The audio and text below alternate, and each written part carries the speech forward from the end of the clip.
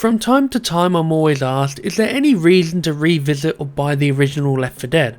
I'd always say yes but no, as there isn't much difference between the two games, as all the maps from the original have been ported and updated for Left 4 Dead 2. If all the maps exist in Left 4 Dead 2, then why play the original? Well, there's actually a few minor little differences scattered throughout the game that still makes it worthwhile. It's not anything groundbreaking, but the first game does feature little things like more refined and smooth third person animations, better first person animations, possible behaviour differences with special infected and survivors, and at a stretch, some of the original model designs just looked better. Although since the last stand update, I'd consider that point to be a bit obsolete, but one of the bigger differences I tend to point out is actually the maps themselves. I don't always see this point mentioned, but for some strange reason when Valve brought the original maps over to the sequel, all of the maps were tweaked slightly, some having blocked off areas or some having areas removed entirely. The more obvious changes seem to come from them reusing the survival maps for the campaigns, with the most notable changes being the finale in No Mercy and the start of the third level in Dead Air. I always felt a bit iffy with these changes. I understood why they were there for survival maps since you can get back into the safe house in one of these levels, but I always found it rather odd that they didn't keep faithful to the original when porting them over. Luckily you can still play them without any changes in the original, and when I was younger and playing through No Mercy on Left 4 Dead 2, I started to think about a rather dumb thing. Back when the Sacrifice update came out, the campaign was shipped on both Left 4 Dead and Left 4 Dead 2 simultaneously, but with Left 4 Dead 2 it came with the addition of No Mercy,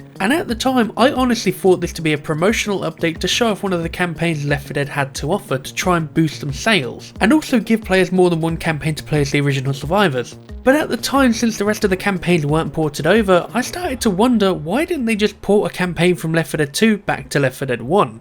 And that's because that'd be stupid, at least from a business standpoint. For most games, porting levels from one game to another isn't really a straightforward process. There's a lot of things to consider like textures, assets, and even coding in some formats. But when it comes to Left 4 Dead, porting a map from the original over to the sequel isn't as complicated as you'd think. Hell, the modding community ported over all the original campaigns long before Valve did, and this is because the core of Left 4 Dead 2 is built off the original while having some alterations and new additions, but going vice versa is a little bit different. Left 4 Dead 2, while being very similar to the first game, does have a few mechanics that would either require a workaround, which could look a bit poor in quality, or to be more precise, mechanics would have to be rebuilt from scratch. New finale types, more objectives, ammo types, and new enemies. Some of these would be easy to fix, while others might be a bit more time consuming. Even though both games are in the same engine, it's not as simple as just dragging the map files from one folder to another, because if you do that, you'll get something like this. And it doesn't look great. Yeah, while Source is great for the ease of moving maps from one folder to another, it does take a bit more than just moving the files themselves to get everything right. From my personal experience, porting a map from one Source game to another can take a bit of time to get everything right, although it could just be due to inexperience from me, or that I was trying to port a map from Hunt Down the Freeman, which, if you've seen that game, it is a mess. I remember when I was in college and I tried to port the bank map from Counter-Strike Go to Left 4 Dead 2, and I got stuck for about 2 weeks trying to figure out why the spawns wouldn't work, and looking back at it, it was one entity that was just hidden in the map, and it was such a simple issue for a survival map, yet it completely threw me off. While the games are the same engine, there's going to be different mechanics, so you have to go through it thoroughly. So why am I bringing this up? Well, a few years back I stumbled across a project called Left 4 Dead 2 to Left 4 Dead, a project that aimed to port all the maps from the sequel back into the original game. Now this mod doesn't sound like anything important, but it's more aimed for people who prefer playing the original over the sequel, as yes, there are people who do prefer Left 4 Dead 1 over Left 4 Dead 2, and in certain aspects I can understand this and I do agree with them. But at the same time, I can see why people think this would be pointless. Back when I found this mod originally, there were still a lot of issues with it, and I believe only one of the campaigns were ported back in the day, but several years later, with the project still being worked on in 2020, you can now play almost pretty much every single official Left 4 Dead 2 campaign in the original Left 4 Dead, except The Last Stand, which I imagine will be added at a later date.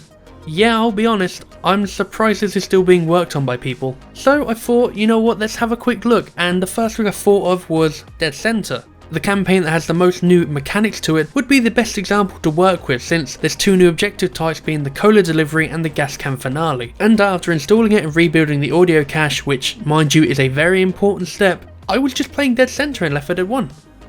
Yeah, this is Dead Center. And I'm playing it in the first Left 4 Dead. And I'm playing as Bill. Yeah, there's not a lot I can say here. I think it's rather clever how they dealt with the cola in this campaign, because normally in Left 4 Dead 2, when you pick up the cola, you're restricted to holding it like a gas can. But here, once you interact with the cola, it will be attached to an invisible belt that will follow you, and you can drop it by looking down at it and hitting the interact key again. And with the gas can finale, gas cans are poured instantly. So basically, if Dead Center was in Left 4 Dead 1 from the first place, it'd be a lot easier. And in some cases more fun. Outside of this, everything was pretty much the same as before. Weapons that aren't in the game were locked away behind cabinets in Whitaker's gun shop, and the laser sights in game are broken, which was a nice touch. Besides this, it's pretty much what I expected. Then I realised I was playing an outdated version of the mod, as it turns out there's two versions of this mod available. The first and somewhat outdated version is just the maps on their own, but the more recent version, version 1.9, isn't just the maps. This is more like a community patch. 1.9 adds a few extra bits and pieces to the game that don't really alter anything on a gameplay level, but it makes it feel a bit more familiar to people who are used to the interface from Left 4 Dead 2. Now, I'll have both versions linked in the description, but I want to put a disclaimer, or rather a warning, with the 1.9 version. Unlike the 1.7 version, which is the older version, which is just add-on files like you'd expect, 1.9 has to be installed via an installer. That firstly isn't in English, and secondly honestly looks a bit dodgy. And while I can't claim it had a virus or anything malicious on it after scanning it, like any mod, download this at your own risk. Anyway, once going through the installation and booting up the game, you'll immediately notice something different. Like for example, here's the main menu from the original version of Left 4 Dead.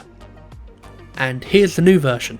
Okay, it's not a lot really, but hey, they have mutations for a couple of the campaigns to play them in reverse, and you actually have an option for scavenge mode, which I guess would be a custom mode in this game, which isn't really something I've seen in Left 4 Dead before. I think this is the first custom game mode I've seen in Left 4 Dead which is a mod.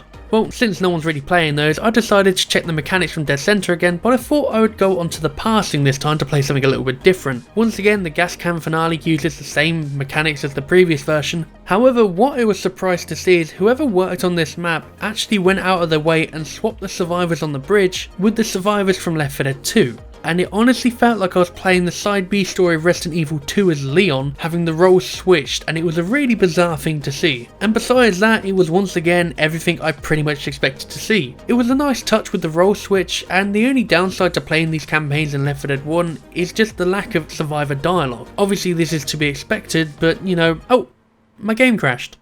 Man, it really does feel like I'm playing Left 4 Dead 2.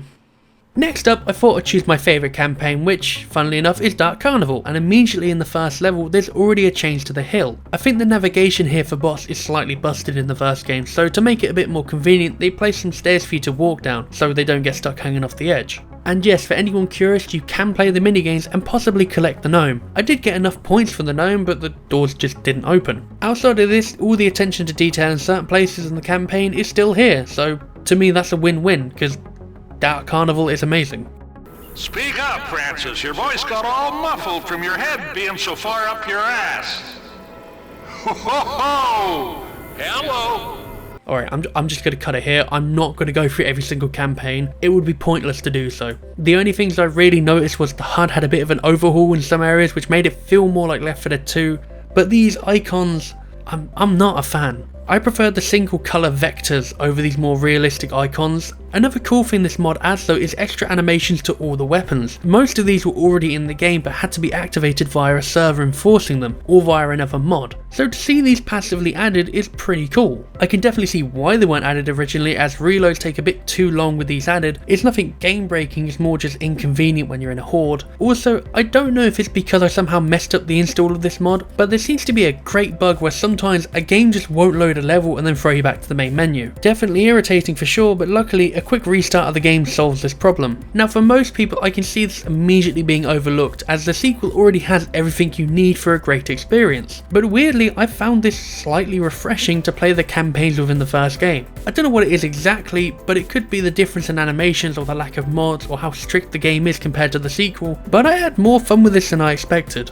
Out of the two versions I tried, both were fine and both did the exact same job, but personally I think the somewhat outdated version 1.7 is a bit better compared to 1.9. I appreciate a lot of the little tweaks and weapon animations, but if the HUD wasn't altered with these new icons I wouldn't have minded it so much. Regardless on what I think though, this is an impressive bit of work nonetheless. With how much time and effort has gone into this mod pack, it's definitely worth the appreciation. I'll always have a soft spot for the first Left 4 Dead, as it was my introduction to one of my all-time favourite games. Honestly, it's just nice to see I'm not alone thinking Left 4 Dead 1 still has some charm to it. Also, in Left 4 Dead 1, you can look down and see your legs. Can't do that in Left 4 Dead 2 because they didn't put it in. And then when people asked it was coming back in the last stand update, the community person said no because somehow Valve lost the source code for legs. How do you lose source code for legs?